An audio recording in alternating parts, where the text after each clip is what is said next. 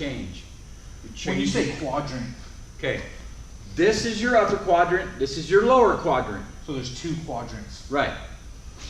So is there angle, like a certain number of them, or? Well, I mean, yeah, some people have got like all these different clocks.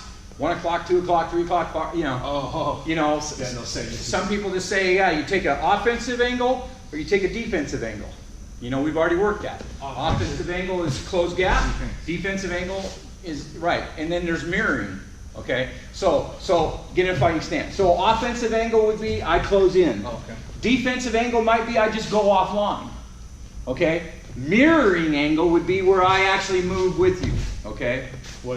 Yeah. Right. So mirroring is where we just kind of keep the gap and punching range. So I mean, so it just depends on who you're working with. Everybody's got their own definitions of things. As long as you kind of understand that, you know, gap is really what's important. If I want to hit you, I need to have a gap created. I need to be able to be close enough to hit you, right? So if you're not going to move, I have to close gap because more than likely we're not already standing right here, right? I can hit you from here. More than likely, I'm going to be back here where you can't hit me, but I can't hit you. So now if I take an angle, I want to make sure I take an angle that serves closing gap.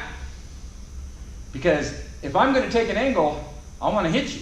I don't want to just go and stand next to you and go, oh, I'm over here, oh, I'm over here, oh, I'm over here. Now, some guys do that because they're just so damn good at it, you know, but that's not what we're working for. So if I take an angle, I want to make sure I can hit you. I can't hit you from here, but if I take an angle, I want to be able to hit you. Or if you're going to close gap, now I don't got to worry about closing gap. I'm letting you close it. So now I can take an angle that maybe wouldn't have normally got me closer to you, but because you're closing, now it has. Does that make sense? Mm-hmm. So that's kind of where you determine your angles and that kind of stuff. But going back to the quadrant thing, if I hit you up here, where's the next shot you're going to probably be expecting? Up here. Why? It's because that's the way, that's the natural thing, right? You just got hit there. So. You just got hit there, and that's what people naturally do. And unfortunately, most fighters love to stay with nature. So I throw this one here, I got to throw this one here, and I got to throw this one here, and I got to throw this one here, and I got to throw... What the hell? You know? Well, it takes another level of maturity, right? Because I know for me, it's like you're in a fight and you're like, but it's hard to mentally be composed enough to do that. So how do you mentally compose yourself? By training. By training. Because we become as we train. And that's why we train that way. So the more you think about and the more you train yourself to be a mixing quadrant type striker, the more it becomes just natural for you. And if I come in and I blast you with 1 or 2 shots high, it only serves me to now do something to either the body or go to a leg. You know, maybe a sweep, maybe a throw, maybe a shoot. I don't know. You know, but mix it up. Don't be so predictable. That's what everybody does. You know?